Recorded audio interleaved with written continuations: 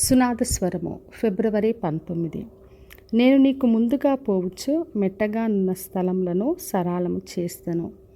యెషయా గ్రంథము 45వ అధ్యాయము 2వ వచనం. మరి ఎవరైనా అధికారులు కానీ మినిస్టర్స్ కానీ ఎక్కడికన్నా వెళ్ళాలనుకున్నప్పుడు వాళ్ళు వెళ్ళకముందే ఆ ప్రదేశం అంతా శుభ్రంగా చేస్తారు. రోడ్స్ అన్నీ వేస్తారు, ఎక్కడ ఆటంకాలు ఉన్నాయో అన్నీ తొలగిస్తారు, చెక్ చేస్తారు.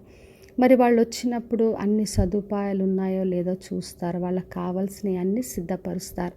తర్వాతనే వాళ్ళు వచ్చి అక్కడ పనులన్నీ కూడా చేస్తారు. అదేవిధంగా దేవుడు మనము ఎక్కడికి వెళ్తున్నా, మన ఉద్యోగ విషయం కావచ్చు, ఇంటర్వ్యూస్ కానీ, మన చదువుల విషయంలో, పరిచర్యలో, ఏ పనిలో మనం వెళ్తున్నా, మన బిజినెస్లో మనకున్న ప్రతి అవసరతలో కూడా ఆయన వాగ్దానం చేస్తున్నాడు. నేను నీకు ముందుగా పోవచ్చు మెట్టగానున్న స్థలములను సరాలము చేస్తును అంటున్నాడు.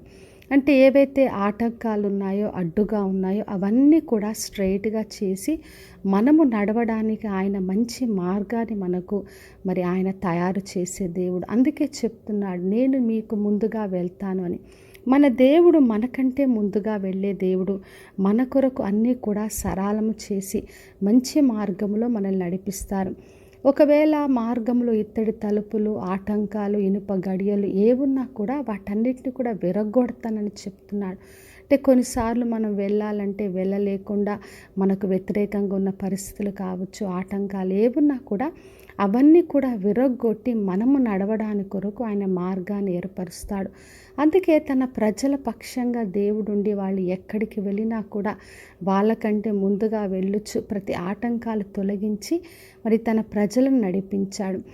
అంతేకాకుండా అంధకార స్థలంలో ఉన్న ధనములు కానీ, రహస్యంలో ఉన్న నిధులను అన్నీ కూడా ఆయన తన ప్రజలకు ఇచ్చాడు. ఏదేది అవసరం ఉందో మనం చేయాల్సిన పనులకు కావాల్సిన ఫైనాన్సెస్ అన్నీ కూడా ప్రొవైడ్ చేసే దేవుడు.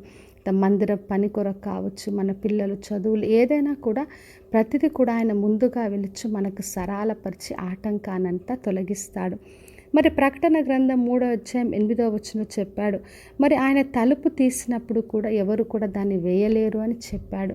కాబట్టి నా ప్రియ సహోదరి సహోదర, ఈ రోజున ప్రభు వాగ్దానం చేస్తున్నాడు, నేను మీకంటే ముందుగా వెళ్తాను, మార్గాన్ని సరళపరుస్తాను అంటున్నాడు. కాబట్టి విశ్వాసంతో ఏ పనున్నా, మన ముందున్న ఛాలెంజ్ ఏదైనా ఆయన ముందుగా వెళ్తున్నాడని విశ్వాసంతో ఆయనను వెంబడిద్దాం. ప్రార్థన చేసుకుందాం.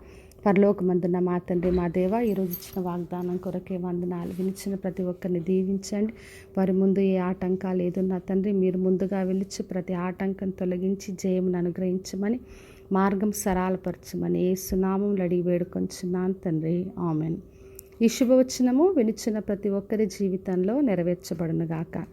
నేను మీ ప్రియ సహోదరి మంజులాచరణ్.